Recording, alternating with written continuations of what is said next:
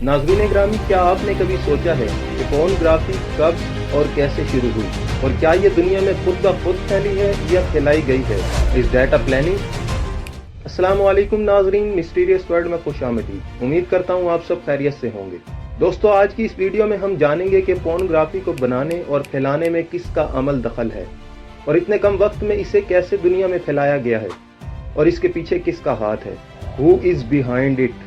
दोस्तों, कहा जाता है कि पोर्नोग्राफी को इन्वेंट करने वाला पाइट्रो एरेंटिनो था, जिसका ताल्लुक इटली से था।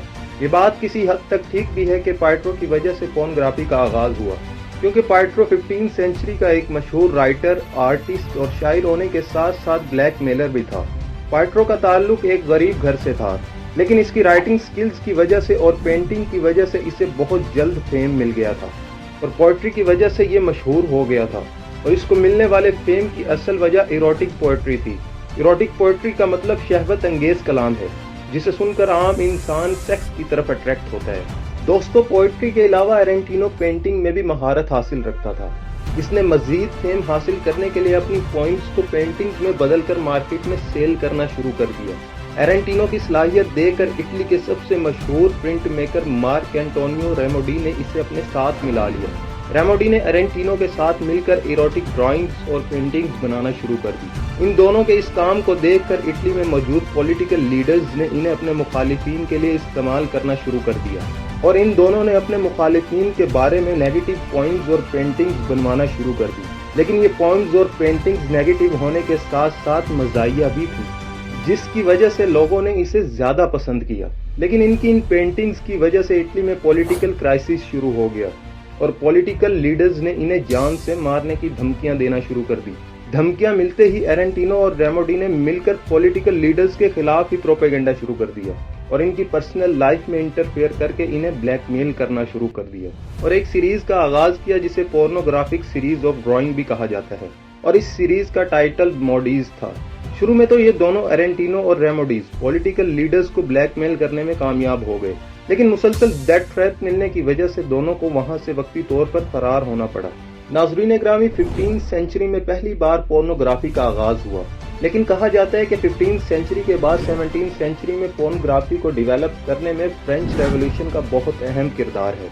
फ्रेंच रेवोल्यूशन के दौरान कई ऐसी नामुनासिब हरकतें हुई जिसकी वजह से लोगों ने पोर्नोग्राफी को अपना कल्चर बना लिया था। ऐसे कौन से फैक्ट्स हैं जिसकी वजह से लोगों ने इसमें दिलचस्पी ली और इसे अपने कल्चर का हिस्सा बना लिया? यकीनन आप उन फैक्ट्स को नहीं जानते होंगे, और जानने के बाद आप बिल्कुल दंग रह जाएंगे। French revolution.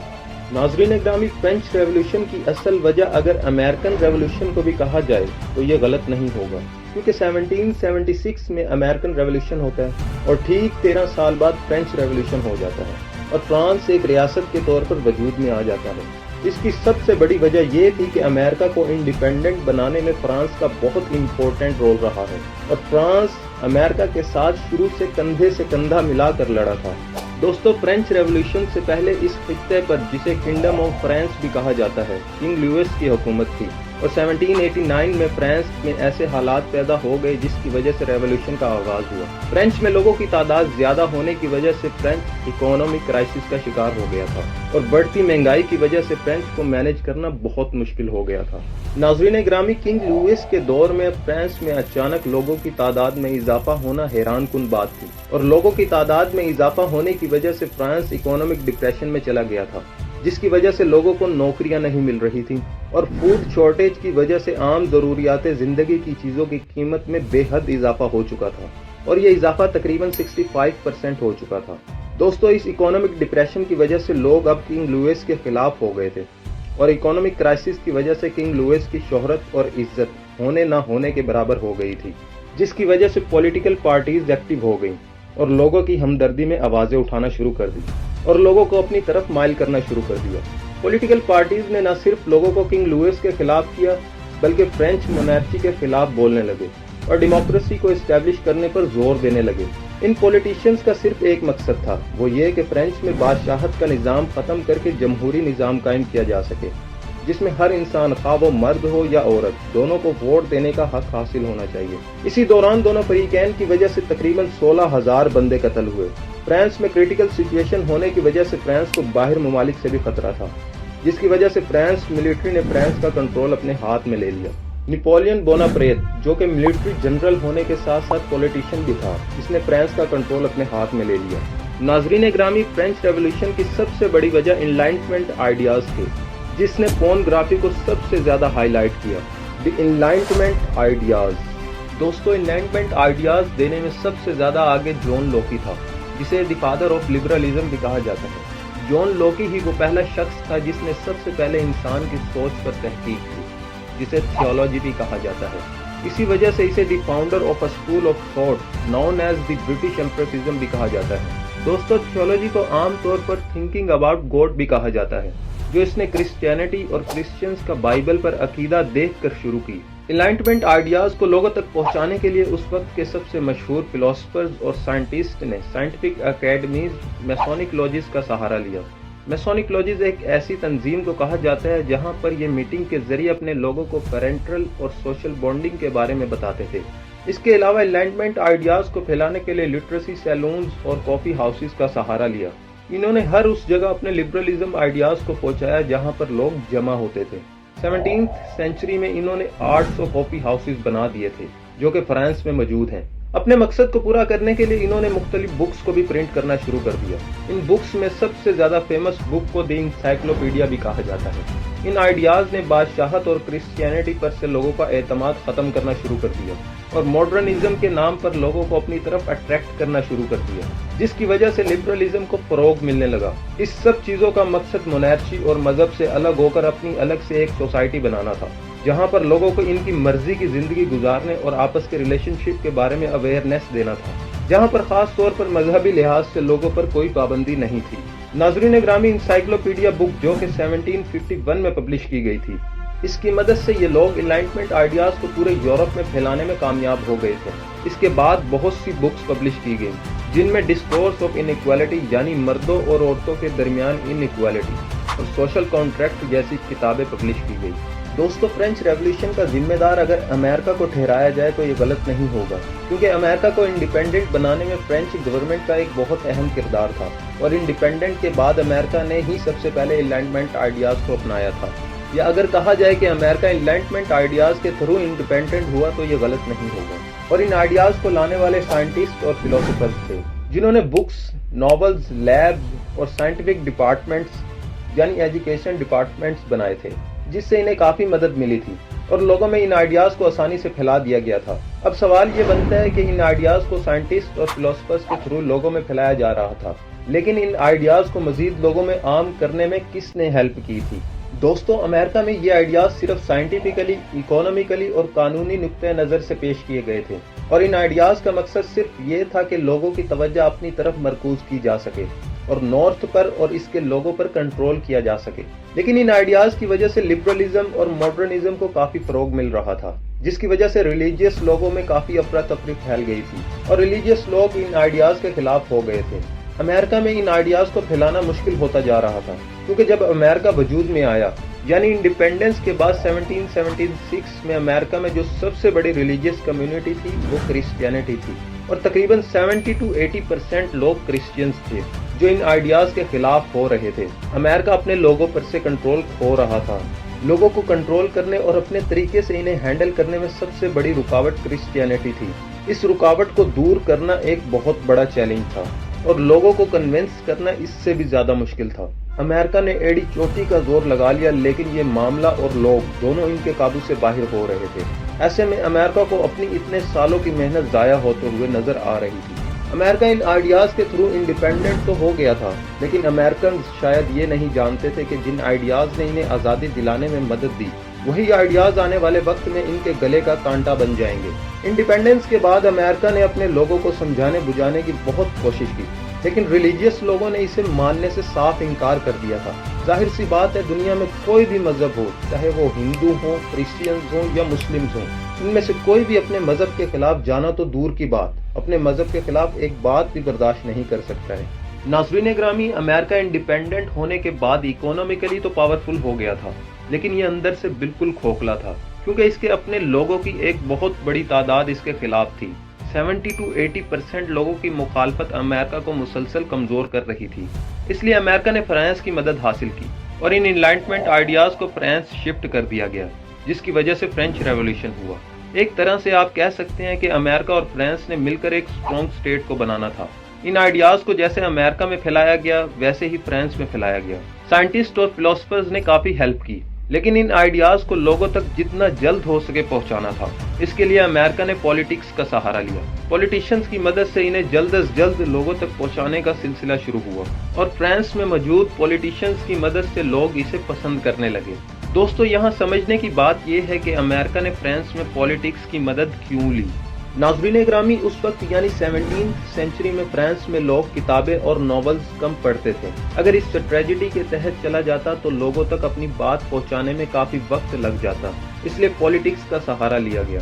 पॉलिटिक्स की एक खास बात यह भी है कि आप जिस लीडर को पसंद करते हैं और फॉलो करते हैं, आप उसे कॉपी लाजमी करते हैं। आप अपने लीडर की हर बात मानते हैं और यहाँ तक कि आप उसका ड्रेसिंग स्टाइल और लाइफ स्टाइल भी कॉपी करने लग जाते हैं। अमेरिका ने चंद मशहूर पॉलिटिशियंस को अपने साथ मिलाया और पॉलिटिशियंस को इस्तेमाल करना शुरू कर दिया। दोस्तों, इन पॉलिटिशियंस ने इन आइडियाज को अपने मुखालिफिन के खिलाफ इस्तेमाल करना शुरू कर दिया। इन्होंने अपने मुखालिफिन की न्यूड पिक्स यानी नंगी तस्वीर बनानी शुरू कर दी और इनका मजाक बनाना शुरू कर दिया था। जब पॉलिटिशियंस ने एक दूसरे का मजाक बनाना शुरू किया तो ऑटोमेटिकली इनके फॉलोअर्स ने भी एक दूसरे के लीडर्स को फॉलो करना शुरू कर दिया था और देखते ही देखते कुछ अरसे में ये आइडियाज फ्रांस में शिफ्ट हो गए थे। इन आइडियाज की वजह से फ्रांस इकोनॉमिकली तो स्ट्रॉन्ग हो गया था, लेकिन रिलीजन के एतबार से बिल्कुल तबाह हो गया था। अमेरिका ने फ्रांस के साथ मिलकर खुद को स्ट्रॉन्ग तो कर लिया था, लेकिन अमेरिका में रिलीजन की वजह से लोग अभी तक इनके काबू में नहीं आ रहे थे। नाज़रीन ग्रामी, अमेरिका में मौजूद क्रिश्चियंस बेकाबू हो रहे थे। इस चीज को मद्देनजर रखते हुए अमेरिका ने बाइबल, जो कि ईसाइयों की होली बुक है, इस किताब को ही ईसाइयों के खिलाफ इस्तेमाल करना शुरू कर दिया। दोस्तों, अमेरिका का ये कदम बहुत फायदेमंद साबित हुआ। वैसे एक बात जो आपको क्लियर कर दूं वो ये है कि बाइबल अब असल हालत में नहीं है, इसमें बहुत सी चेंजेस हो चुकी हैं। दोस्तों, बाइबल को क्रिश्चियंस के खिलाफ कैसे इस्तेमाल किया आप सुनेंगे तो चौंक जाएंगे। दिल थाम कर बैठिए और वीडियो को एंड तक देखते जाइए। नाज़रीन ग्रामी, बाइबल हजरत ईसा अलैहिस्सलाम पर नाजिल होने वाली किताब है। मुसलमानों का मानना है कि हजरत ईसा अलैहिस्सलाम अल्लाह के पैगंबर हैं, लेकिन ईसाई इन्हें अपना खुदा मानते हैं। अमेरिका ने जब बाइबल पर गौर किया तो इन्हें अपने लिए तो कुछ नहीं मिला, लेकिन एक पॉइंट ऐसा था जहां से इन्होंने नए प्रोपेगेंडा का आगाज किया। दोस्तों, ईसाइयों का मानना है कि हजरत ईसा अलैहिस्सलाम इनके गॉड यानी खुदा हैं, लेकिन बाइबल में ऐसा कुछ भी नहीं लिखा और हकीकत में बाइबल में ऐसा कुछ नहीं है जिससे पता चलता हो कि हजरत ईसा अलैहिस्सलाम खुदा हैं। अमेरिका ने इसी पॉइंट को पकड़ लिया और कॉन्सेप्ट ऑफ गॉड बिल्कुल खत्म कर दिया। इसके अलावा इन्होंने बाइबल को भी इस्तेमाल किया और बाइबल के लास्ट सेक्शन ऑफ तनक में मौजूद लफ्जों को ऐसे जाहिर करना शुरू कर दिया जैसे ये लफ्ज खुद सेक्सुअल लव को सेलिब्रेट कर रहे हैं, और इन्होंने एक पोइम बना दी जिसे दी सॉन्ग ऑफ सॉन्ग भी कहा जाता है। और इनका कहना है कि ये पोइम हजरत सुलेमान अलैहिस्सलाम ने लिखी है, जो कि हजरत दाऊद अलैहिस्सलाम के बेटे हैं। नाज़रीन ग्रामी, ये पोइम उस वक्त काफी मशहूर हो गई थी और लोगों ने जब इस पोइम का हवाला बाइबल से देखा तो इनकी बात पर यकीन कर लिया। ये poem the song of song काफी शहबत अंगेज बनाई गई थी और इन्होंने इसे कोर्ट मैरिज के दौरान गाना भी शुरू कर दिया था। आप लोग देखते होंगे कि जब ईसाई शादी करते हैं तो जो लफ्ज ये गुनगुना रहे होते हैं वो दरअसल यही पोइम होती है, जिससे शादी करने वाले मर्द और औरत के दरमियान वाले सेक्सुअल लव को सेलिब्रेट किया जाता है। दोस्तों, पोर्नोग्राफी उन आइडियाज की वजह से वजूद में आई जो ये यूरोप में लाना चाहते थे, और पोर्नोग्राफी को एक्सेप्ट करना इनकी मजबूरी थी, क्योंकि अगर उस वक्त ये पोर्न को रोकते तो इन्हें तमाम आइडियाज को रोकना पड़ सकता था। लेकिन इन्होंने पोर्न को रोकने या खत्म करने की बजाय इसे इस्तेमाल किया और लोगों की अट्रैक्शन हासिल करने के लिए इन्होंने इस प्रोपेगेंडा पर काम किया, जिसके नतीजे में दो चीजें सामने आई, डीसिज्म और एथिज्म। डीसिज्म का मतलब सिर्फ खुदा पर यकीन था और बाइबल को इन्होंने लोगों की डिक्शनरी से निकाल दिया था, और दूसरी तरफ एथिज्म वजूद में आया, जिसका मतलब ये था कि कोई खुदा नहीं है और तुम्हारे अच्छे या बुरे होने से कोई फर्क नहीं पड़ता। दोस्तों, एथिज्म को फैलाने के लिए इन्होंने ईसाई पादरियों को खरीदा और अपने हक में आवाजें उठवाई। टाइम गुजरने के साथ साथ एथिज्म को काफी फरोग मिला और जब एथियट्स की तादाद ज्यादा होने लगी तो इन्होंने बाकायदा तौर पर लॉ बना दिए जिसमें लोगों को मुकम्मल तौर पर सेक्स के लिए इजाजत दे दी गई थी। नाज़रीन ग्रामी, लॉ बनते ही थॉमस जेफरसन ने चर्च और स्टेट यानी मजहब और रियासत में एक दीवार खड़ी कर दी थी। थॉमस जेफरसन यूनाइटेड स्टेट का तीसरा प्रेसिडेंट था जिसने ये सब लॉ का मुतारिफ करवाया, और कहा जाता है कि फ्रेंच रेवोल्यूशन में थॉमस का काफी अहम किरदार रहा है और फ्रांस को सपोर्ट करने में थॉमस पेश था। جس نے تھوڑے ہی عرصے میں فرانس کو دوبارہ اکانومیکلی اسٹرانگ اسٹیٹ بنا دیا تھا۔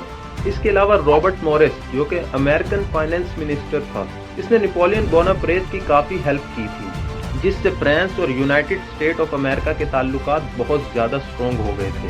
فرانس کے وجود میں آنے کے بعد انہوں نے مل کر پورنوگرافی پر کام کرنا شروع کر دیا تھا۔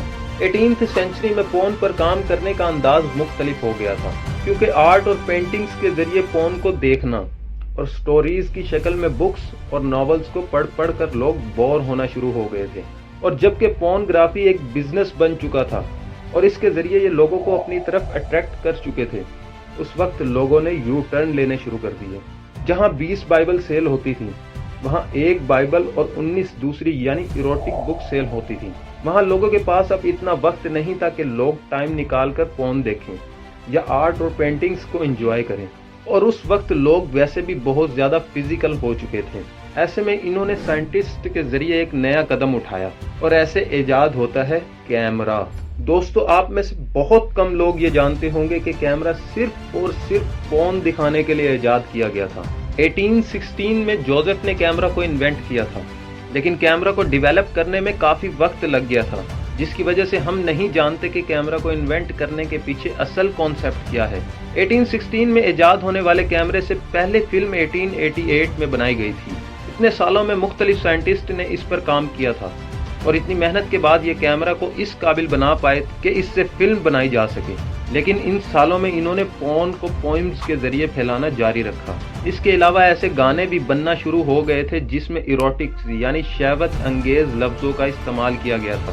دوستو، کیمرہ کو ڈیولپ کرنے کے دوران رابرٹ برنز، جس کا تعلق اسکاٹ لینڈ سے تھا، اسے اسکاٹ لینڈ کا نیشنل پوئٹ بھی کہا جاتا ہے، اس نے ایسے بہت سے گانے لکھے جس میں ایروٹک ورڈز کو استعمال کیا گیا تھا۔ اس کے علاوہ الگرنون چارلز نے بہت ساری پوئمز لکھی، اور پائرل لوئس نے لیسبین تھیم سانگز بنائے، جس کی وجہ سے پورنوگرافی اب یورپ کے لوگوں کے خون میں شامل ہو چکی تھی۔ ناظرین گرامی، یہ تو تھا کیمرہ انوینشن، لیکن اس کے علاوہ انہوں نے لوگوں کو فزیکل کرنے کے لیے نیا کارنامہ کیا۔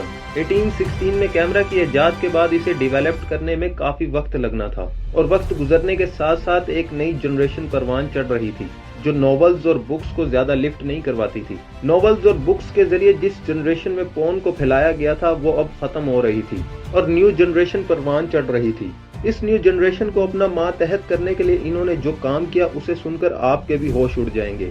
جی ہاں دوستو، 1835 میں پہلی بار کو ایجوکیشن سسٹم کو متعارف کروایا گیا، اور برلن کالج میں پہلی بار کو ایجوکیشن سسٹم کو لایا گیا۔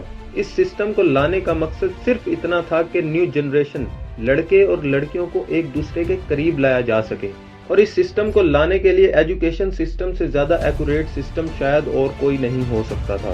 دراصل کو ایجوکیشن ایک سوچا سمجھا سٹیپ تھا جس کا مقصد نیو جنریشن کو فزیکل کرنا تھا۔ ظاہر سی بات ہے کہ کالج میں ینگ سٹوڈنٹس ہوتے ہیں، اور ینگ ایج میں سیلف کنٹرول بہت کم ہوتا ہے، تو انہوں نے کیا کیا کہ کیوں نہ ایکسپیریمنٹ کیا جائے، لڑکے اور لڑکیوں کو ایک دوسرے کے قریب لایا جائے، اور ان کا یہ ایکسپیریمنٹ سب سے زیادہ کامیاب رہا۔ جب کو ایجوکیشن کو لایا گیا تو چند ہی سالوں میں بوائے فرینڈ اور گرل فرینڈ کلچر عام ہو گیا تھا۔ لوگ پڑھنے کے لیے کم اور انجوائے کرنے کے لیے زیادہ ایڈمیشن لینے لگے، جس سے انہیں ڈبل فائدہ ہوا۔ ایک تو ایجوکیشن سے انہوں نے پیسہ چھاپنا شروع کر دیا، اور دوسرا لوگوں پر اپنا کنٹرول حاصل کر لیا۔ ینگ ایج کے لڑکے اور لڑکی کو ایک دوسرے کے قریب لانا ایسے تھا جیسے میگنیٹ اور لوہے کو ایک دوسرے کے قریب لانا۔ میگنیٹ اور لوہے کو صرف آپ ایک دوسرے کے قریب رکھ دیں، میگنیٹ خود بخود لوہے کو اپنی طرف کھینچ لیتے ہیں۔ جب انہوں نے لڑکی اور لڑکے کو ایک ایسا کانسٹیٹیوشن یا ایسی جگہ فراہم کر دی جہاں وہ ایک دوسرے کے بہت زیادہ قریب ہوتے ہیں، تو آپ کچھ نہ بھی کریں یہ خود بخود ایک دوسرے کو اٹریکٹ کرنا شروع کر دیتے ہیں۔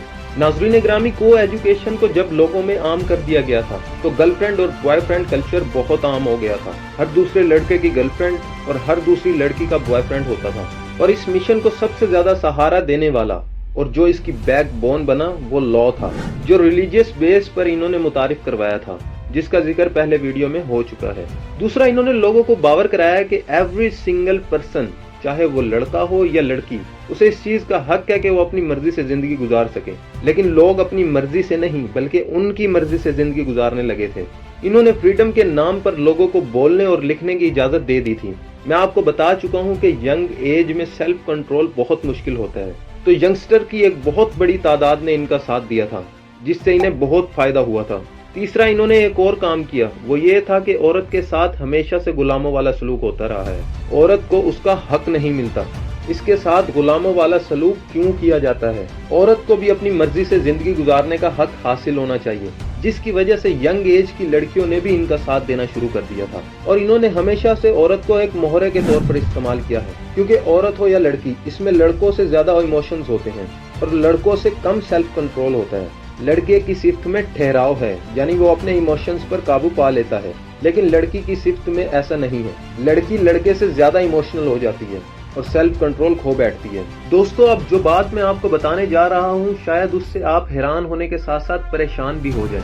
जब इनका ये एक्सपेरिमेंट सबसे ज्यादा कामयाब रहा, तो इस एक्सपेरिमेंट ने अमेरिका को भी सोचने पर मजबूर कर दिया कि आखिर क्यों लोगों की इतनी बड़ी तादाद ने इन्हें फॉलो करना शुरू कर दिया। और इस तरह होता है साइकोलॉजी का इन्वेंशन। साइकोलॉजी दरअसल एक साइंटिफिक स्टडी है जिसमें माइंड और बिहेवियर के बारे में बताया जाता है। दरअसल जब इनलाइटमेंट आइडियाज को यूनाइटेड स्टेट और फ्रांस में लाया गया, तो इन आइडियाज को आसपास के कंट्रीज ने भी अपनाया। जब दूर दराज इलाकों तक ये आइडियाज फैल चुके थे, 1879 में जर्मनी में साइकोलॉजी को मुतारिफ करवाया गया। पहली बार Wilhelm Wundt university of Leipzig में साइकोलॉजी को लेकर आया। जर्मनी की इस तरह की इन्वेंशन को देखकर यूनाइटेड स्टेट ऑफ अमेरिका ने इसे पिक कर लिया और 1883 में ग्रेवेली स्टैनली हॉल ने जॉन हॉपकिन यूनिवर्सिटी में साइकोलॉजी को पढ़ाना शुरू कर दिया और इस पर काम करना शुरू कर दिया। साइकोलॉजी यानी इंसानी नफ्सियात को स्टडी करने के बाद इन्हें इसका बहुत ज्यादा फायदा होने लगा और देखते ही देखते 1883 से लेकर 19th सेंचुरी तक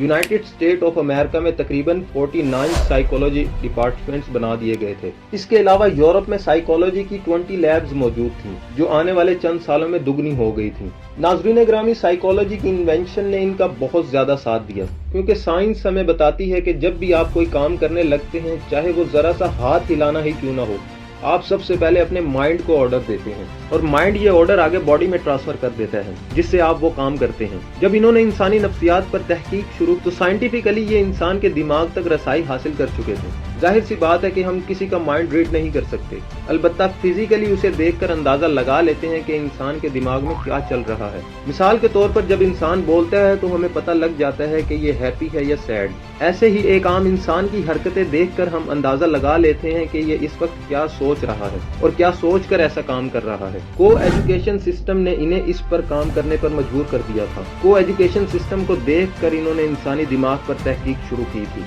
कि इंसान क्या सोचकर सेक्स की तरफ अट्रैक्ट होता है और क्यों ये सेल्फ कंट्रोल खो बैठता है। इन्होंने लड़का और लड़की दोनों की नफ्सियात को पढ़ना शुरू कर दिया। जब इन्होंने लड़की की नफ्सियात को पढ़ा तो पता लगता है कि लड़की में एक नेचुरल अट्रैक्शन होती है और ये अट्रैक्शन न सिर्फ इसके जिस्म में होती है, बल्कि इसकी आवाज, इसका लहजा, इसके स्टाइल और इसके नाजुकपन में भी होती है, जो लड़के को ऑटोमेटिकली अट्रैक्ट करती है। इसलिए इन्होंने लड़के को छोड़कर लड़की पर ज्यादा फोकस किया और इसे एक मोहरे के तौर पर इस्तेमाल करना शुरू कर दिया। इसकी सबसे बड़ी मिसाल ये कि इस जदीद दौर में जब आप एड्स देखते हैं जो अमूमन टीवी पर दिखाई जाती हैं, इन एड्स में सबसे ज्यादा फोकस और यूज लड़की और औरत को किया जाता है, क्योंकि इसमें अट्रैक्शन होती है। एक और मिसाल मैं आपको देता हूँ कि मोबाइल फोन में जब आप किसी को कॉल मिलाते हैं और आगे से रिसीव नहीं होती, तो लड़की की आवाज में आपको बताया जाता है कि रिसीवर मसरूफ है या उसका मोबाइल फोन ऑफ है। लड़की की आवाज होने की वजह से आपके माइंड पर इसके नेगेटिव असरात कम पड़ते हैं और आपको नागवारी कम महसूस होती है और गुस्सा भी कम आता है। नाज़रीन ग्रामी, साइकोलॉजी की इन्वेंशन के बाद और इंसानी नफ्सियात पर तहकीक करने के बाद ये इस काबिल हो गए थे कि इंसानों पर कैसे कंट्रोल किया जा सकता है और कैसे एक इंसानी दिमाग पर रसाई हासिल की जा सकती है। 19th सेंचुरी में इन्होंने कैमरे का इस्तेमाल शुरू कर दिया, क्योंकि जब आप एक ऑब्जेक्ट को एक ही वक्त में आंखों से देखते हैं और कानों से सुनते हैं, तो इसका इम्पैक्ट डबल से भी ज्यादा हो जाता है और वो चीज आपके जहन में घर कर जाती है। 1888 में कैमरा से सबसे पहले शॉर्ट फिल्म बनाई गई थी और आप अंदाजा लगाएं कि जब ये इस काबिल हो गए कि फिल्म को सिनेमैटिक मोशन में दिखा सकें, तो 1895 में प्रॉपर पॉर्न इंडस्ट्री बना दी गई थी और ठीक एक साल बाद 1896 में फ्रांस में पहली पॉर्न मूवी बनाई गई, जिस मूवी का नाम बेड टाइम फॉर ब्राइड था। और इसी साल यूनाइटेड स्टेट ऑफ अमेरिका में मूवी रिलीज की जाती है जिसका नाम द किस था। दोस्तों 19th सेंचुरी के शुरू में ऐसे बहुत से वाकयात पेश आए जिसकी वजह से पोर्नोग्राफी को वक्ती तौर पर रोक दिया गया था। सबसे पहले वर्ल्ड वार 1 और फिर ग्रेट डिप्रेशन और इसके बाद वर्ल्ड वार 2। इन सब की वजह से कई ममालिक का बहुत नुकसान हो गया था और मजीद डेवलपमेंट्स को रोक कर दोबारा से रिकंस्ट्रक्शन शुरू हो गई थी। इसके अलावा 1947 में पाकिस्तान का वजूद में आना और 1948 में इसराइल का वजूद में आना, इन सब की वजह से एक बार लोगों की तवज्जो पोर्नोग्राफी से बिल्कुल हट चुकी थी। लेकिन इन सब के बाद दोबारा से पोर्नोग्राफी पर काम करना शुरू कर दिया गया और 1969 में फिल्म बनाई गई जिसे ब्लू मूवी या ब्लू फिल्म भी कहा जाता है। इतने अरसे में मूवीज थिएटर्स में रिलीज होना शुरू हो गई थी। इसके अलावा और बहुत सी मूवीज और फिल्म बनाई गई। नाज़रीन ग्रामी, 1969 से 1984 के दौर को गोल्डन एज ऑफ पोर्न भी कहा जाता है, क्योंकि ये मूवीज HD क्वालिटी में बनना शुरू हो गई थी और अब थिएटर्स में दिखाई जाने लगी थी और थिएटर्स में दिखाने की वजह से ये अब मुकम्मल एक बिजनेस बन चुका था और लोगों ने इसे पसंद करना भी शुरू कर दिया था। यूनाइटेड स्टेट ऑफ अमेरिका में हर जगह पोर्न मूवीज के थिएटर्स बना दिए गए थे। इसके अलावा 1973 में मोबाइल फोन इजाद हुआ था। अगर मोबाइल फोन की इन्वेंशन को पोर्नोग्राफी के साथ लिंक किया जाए तो ये गलत नहीं होगा, क्योंकि ये भी प्री प्लान्ड इन्वेंशन थी। लोग शर्म की वजह से थिएटर्स में जाने से कतराते थे, तो इन्होंने एक ऐसी डिवाइस बनाने का फैसला जो हर इंसान के पास हो और हर घर में मौजूद हो। मोबाइल फोन को कॉल बेस बनाकर लोगों को मुतारिफ करवाया गया और बावर कराया कि ये डिवाइस राब्तों में आसानी पैदा करती है और फासलों को समेटती है। ये बात भी किसी हद तक ठीक है, लेकिन इसके पीछे की असल कहानी आपको मालूम हो चुकी है। 19th सेंचुरी के बाद 20th सेंचुरी का आगाज होता है और 20th सेंचुरी में मास मीडिया का एंड होता है और सोशल मीडिया का दौर शुरू होता है। सबसे पहले 4 फरवरी 2004 को फेसबुक को लॉन्च किया जाता है और इसके बाद 15 दिसंबर 2005 को यूट्यूब को लॉन्च किया जाता है। फिर 2 सितंबर 2008 में गूगल को लॉन्च किया जाता है। इन ऐप्स और साइट्स को लॉन्च करने का मकसद एंटरटेनमेंट के नाम पर लोगों को मोबाइल और कंप्यूटर से जोड़े रखना था। एंटरटेनमेंट के नाम पर बनाई जाने वाली इन ऐप्स और साइट्स को डेवलप किया गया और कुछ अरसे बाद गूगल की तरफ से पोर्नोग्राफी को दिखाने के लिए इस्तेमाल किया गया। इसके बाद सब साइट्स और ऐप्स में आहिस्ता आहिस्ता सेक्स को इन्वॉल्व किया गया। नाज़रीन ग्रामी, यहाँ बात समझने की जरूरत है। मैंने थंबनेल पे लिखा है how to fight against it. मैंने एस्केप या बचने वाला लफ्ज यूज नहीं किया, क्योंकि आप चाह कर भी इससे बच नहीं सकते और ना ही इससे दूर भाग सकते हैं। ये हमेशा साए की तरह आपका पीछा करती हैं। जिन ऐप्स का जिक्र हुआ है इनके फंक्शन के बारे में समझ लीजिए ताकि आपको आसानी से समझ आ जाए। इन ऐप्स में एक फंक्शन होता है, मैं इसे सॉफ्टवेयर का नाम दे देता हूँ ताकि मुझे बताने में आसानी हो जाए। जब आप इन ऐप्स को यूज करते हैं तो हर ऐप में एक सॉफ्टवेयर आपको मुख्तलिफ वीडियोस रिकमेंड करता है। हर ऐप में शुरू में लाजमन एडल्ट कंटेंट को दिखाया जाता है या रिकमेंड किया जाता है। जब आप इस कंटेंट को देखते हैं तो वो सॉफ्टवेयर वैसी ही और एडल्ट वीडियोस आपको रिकमेंड करना शुरू कर देता है। आप जैसी वीडियोस को देखेंगे, चाहे वो स्पोर्ट्स से मुतालिक हो, मूवीज हो या एंटरटेनमेंट के नाम पर एडल्ट कंटेंट, आप जिस कंटेंट को देखते हैं ये सॉफ्टवेयर आपको वैसी ही और वीडियोस रिकमेंड करने लग जाता है। दौरे हाजिर में पाकिस्तान पोर्नोग्राफी को देखने में पहले नंबर पर है। इसके पीछे भी कोई प्लान है या पाकिस्तानी अवाम की अपनी गलतियों की वजह से ऐसा हुआ है? नाज़रीन ग्रामी, 1948 में इसराइल वजूद में आया था और इसराइल के वजूद में आने का मकसद मेरे ख्याल में आप सब जानते होंगे। ज्यूज इसराइल में अपना 3rd टेम्पल बनाना चाहते हैं और जब मस्जिद अक्सा और गुंबद सुगरा को गिराया जाएगा तो ये जानते हैं कि पूरे आलम इस्लाम में आग लग जाएगी और 3rd वर्ल्ड वार शुरू हो जाएगी। 1966 में इसराइल ने 6 डेज वॉर में मिस्र, शाम और जॉर्डन जैसे इस्लामी ममालिक को शिकस्त दी थी और जब पेरिस में इन्होंने जीत का जश्न मनाया तो वहाँ इसराइल के प्राइम मिनिस्टर डेविड बेन-गुरियन ने तकरीर की थी जिसमें इसने कहा था कि हमें किसी अरब मुल्क से कोई खतरा नहीं है, हमें सिर्फ पाकिस्तान और अफगानिस्तान से खतरा है। ये दोनों ममालिक इनके लिए सबसे बड़ा खतरा है और इन्हीं खतरात को दूर करने के लिए अमेरिका अफगानिस्तान आया था, लेकिन 20 साल के बाद हार कर वापस चला गया। अब पीछे रह गया पाकिस्तान को एटमी पावर बनते ही ये खतरा डबल हो गया और पाकिस्तान के पास एटम बम होने की वजह से ये पाकिस्तान से जंग नहीं कर सकते। अलबत्ता इन्होंने पाकिस्तान को इस कदर खोखला कर दिया है कि दौरे हाजिर में पाकिस्तान जंग करने का सोच भी नहीं सकता और इनका नेक्स्ट प्लान पाकिस्तान के एटमी असासों को खत्म करना है। अब मैं आपसे सवाल करता हूँ कि पाकिस्तान को इस कदर खोखला कैसे किया गया है? यकीनन आपके ख्याल में सबसे पहले पाकिस्तानी हुक्मरानों का नाम आया होगा, लेकिन ऐसा नहीं है, क्योंकि हुक्मरान भी पाकिस्तानी अवाम में से ही बनते हैं और वो भी पाकिस्तानी अवाम की तरह ही होते हैं, लेकिन पैसा होने की वजह से लोग इन्हें पूजने लग जाते हैं।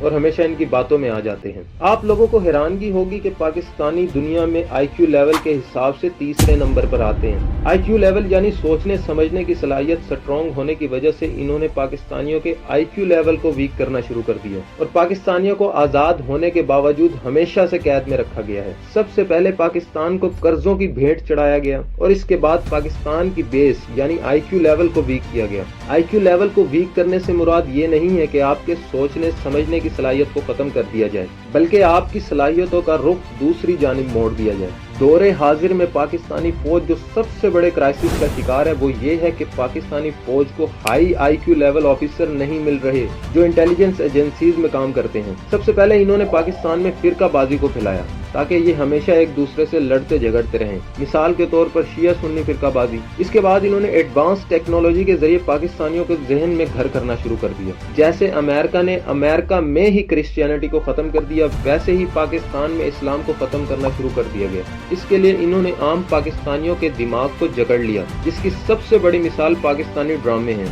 जिसमें हर दूसरे ड्रामे में गर्लफ्रेंड और बॉयफ्रेंड कॉन्सेप्ट को सामने रख कर स्क्रिप्ट लिखा जाता है, जिससे घरों में मौजूद लड़कियों की जहन साजी होती है और इनके इन इमोशंस को उभारा जाता है। इसके बाद कॉलेजेस और यूनिवर्सिटीज में जाकर लड़की और लड़के को पूरा मौका दिया जाता है ताकि ये सेक्स की तरफ अट्रैक्ट हो। आप एक बात याद रखिए, आपने जब कोई भी बड़ा काम करना होता है तो आप यंग एज में इसे अपना हदफ बना लेते हैं, लेकिन पोर्न और sex is like a drugs, आपको नशे से ज्यादा नुकसान पहुंचाती है। फोन को अब एज ए वेपन यूज किया जा रहा है। इसके अलावा मोबाइल फोन और इसका कंटेंट, हर लड़की डिजिटल स्टार बनना चाहती है और हर लड़का इससे शादी करना चाहता है। जब आप एक चीज के आदी हो जाते हैं तो जब तक वो आपको मिलती रहती है आप खुश रहते हैं, लेकिन जैसे ही वो आपसे दूर जाती है तो आप खुद पर कंट्रोल खो देते हैं। आपको शायद से नहीं पता होगा, लेकिन जब आप एक चीज को पसंद करते हैं तो आपके दिमाग का 70% हिस्सा इसे कई बार रिपीट करता है और वो चीज आपके जहन में घर कर जाती है। और लड़की से ज्यादा लड़के को और क्या चीज पसंद हो सकती है।